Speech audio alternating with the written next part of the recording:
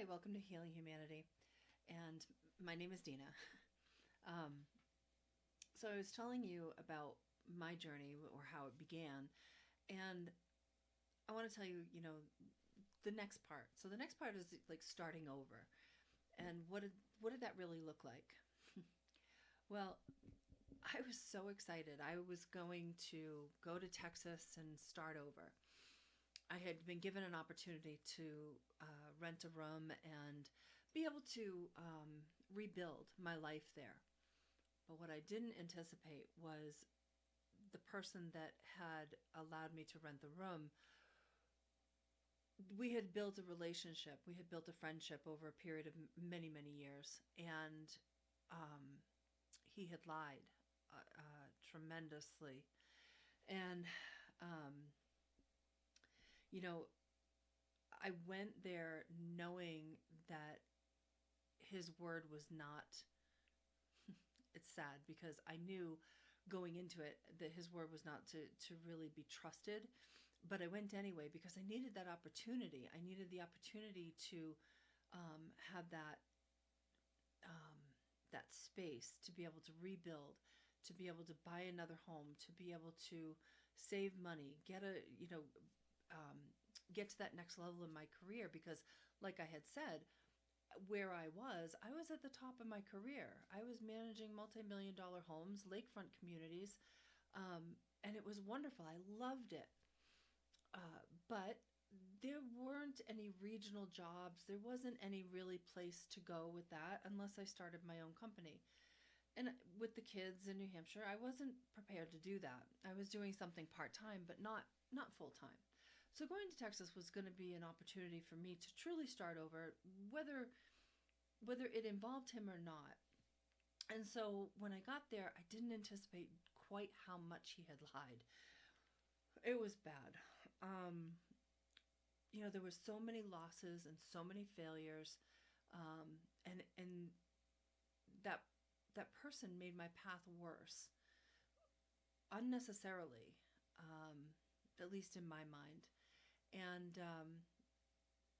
you know, uh, being there and not just him, but the whole situation was just so. I was just thrown into something that I did not expect, and it was unlike anything I've ever experienced. And there was a lot of power and control and corrupt systems that I found myself face to face with every time I turn around. My privacy was stolen, and I still to this day don't know why. Everybody was looking for profit, but it was as if you're looking for profit, but you're going to work against me at the same time. The whole thing didn't make any sense. And I found that, the more time went on, the more people got involved, and the more people got involved, the um, the less I sorry about that, the less I spoke because I started to watch and listen and assess what was actually happening around me, and I couldn't believe the amount of psychological assessing babble that was happening about my life when you knew nothing about me. Not a thing. Nobody came to me to have a conversation with me. You just assumed things were a certain way, and so you acted upon that assumption rather than actually having a conversation and understanding. Which is why I didn't share much, because you all had it figured out. You didn't need me to tell you anything. Not a single thing. You know, and during that time, um, I was struggling. I was struggling with my own inner truth.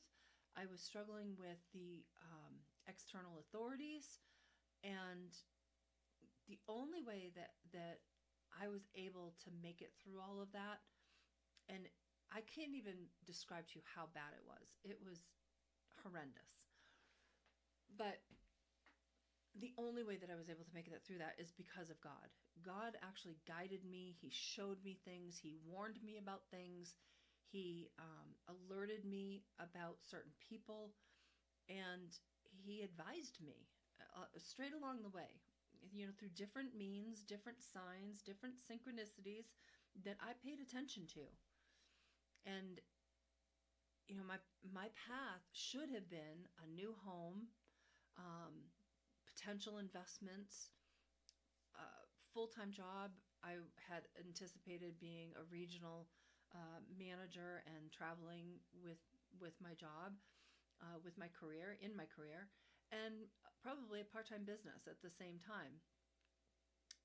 But like I had said before, there was like 17 groups of people, at least the 17 groups that I knew of, um, where there was just such a mass amount of corruption and absolutely no privacy for me. Um, Not only not online, but not in my personal life either. And you know,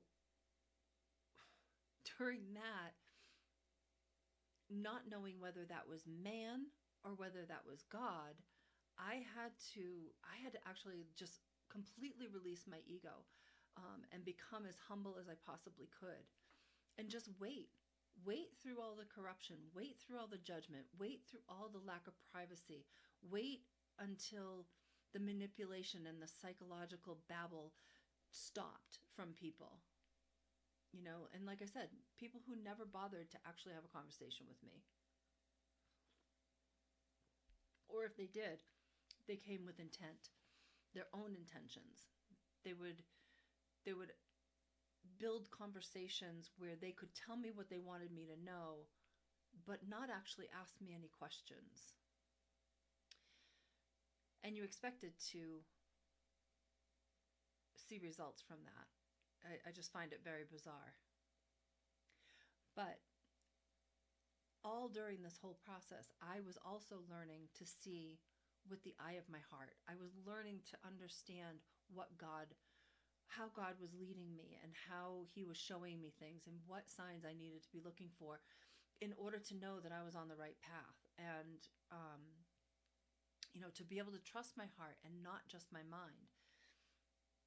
And to trust the process too, because it's a hard process. It's not easy to spiritually awaken and then have groups of people thinking that they're owed something from that awakening from me. The only people that I owe anything to is myself and my children. Should I choose to share with my children, because at this stage they're old enough to take care of themselves. you know um, Starting over was very traumatic and difficult, but not because I couldn't handle it, but because there was so much disturbance from exterior disturbances that I could not get a level ground. There was just no place to put my feet where I wasn't slipping, and that was terrifying. But because I am who I am, and I have always, I've always paid my own bills. I've always, worked multiple jobs if I had to. I have done anything that I needed to do to be able to make ends meet for my family and for myself. And we had a fairly okay life, and we didn't have massive riches, but we were pretty comfortable, I think, at least for me at the time. So I knew I could count on myself, and I think that's the biggest thing that people need to learn, is that number one, you need to learn to have faith in yourself, but also couple with that, have faith in God, because if you allow him to, as he's waking you up, as he's sparking that inner light within you, he is showing you things not only about yourself that need to change, but things about other people, and guiding you along this path where you need to go. And I know I've said it before a couple different times, but all along this walk that I have been on, I have met people that I would never have met. I would never have made some of the choices that I would have made had it not been for God's guidance and synchronicities and things that he's shown me or said to me and led me to places that are amazing to me, because I meet people that are necessary to have been in my life at that particular period of time. So, and I'm not just saying that for me. I'm saying this because it's something that you can do as well. If you start to, you know, if you start to take control of your life and you start to allow God to show up in your life and allow him to open your heart, you can't go wrong, even if everything goes wrong.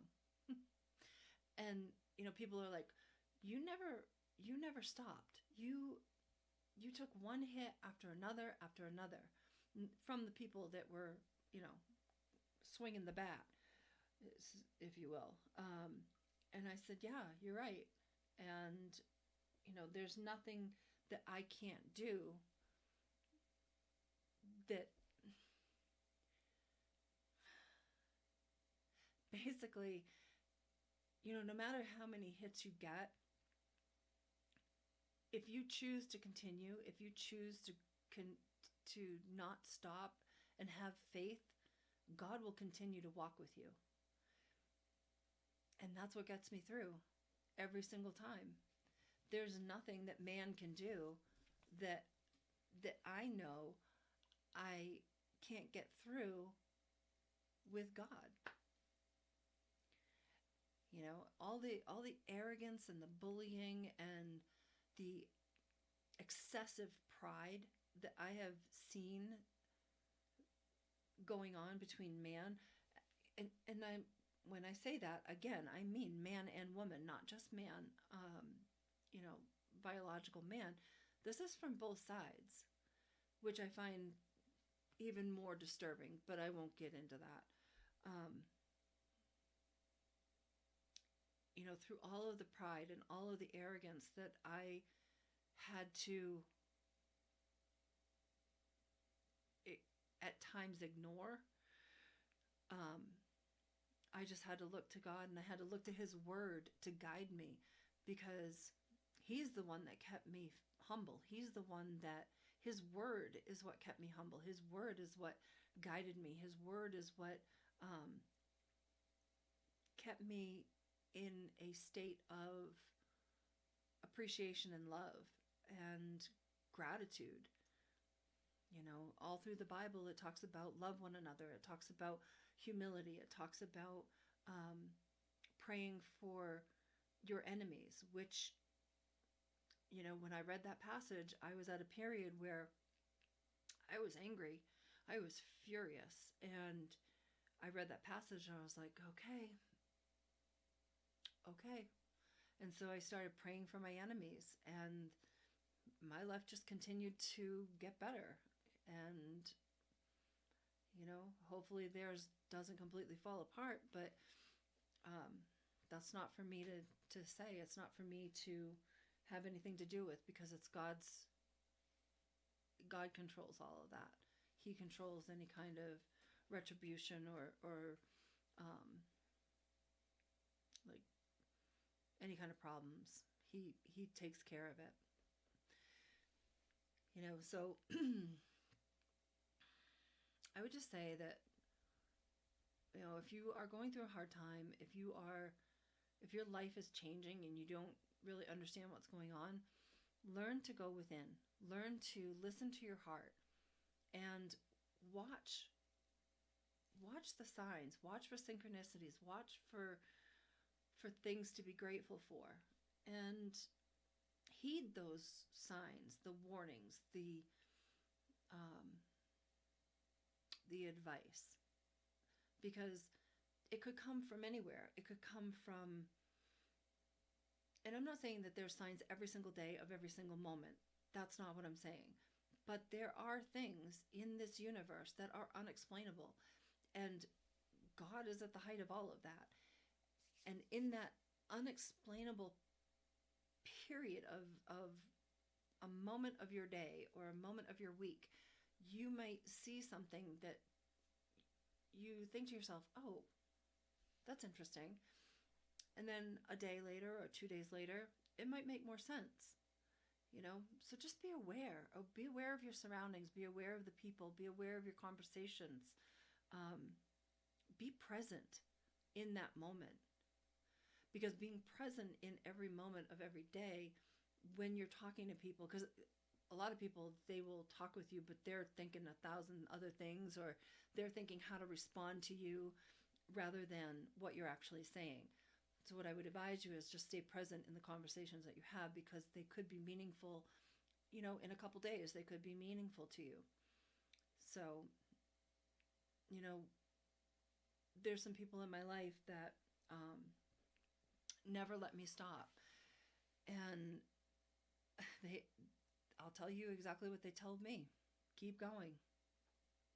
Just keep going. Because when you have to start over, or when you go through a tremendous life change, or if God is trying to wake you up, the worst thing you can do is quit. The worst thing you can do. You don't want to quit on yourself. You don't want to quit on your family. Even if you are not there with your family, it doesn't mean that you don't care. It just means that you're still working. You're still trying. You're still motivated to make something happen, to do something different. And there's nothing wrong with that. So just keep going.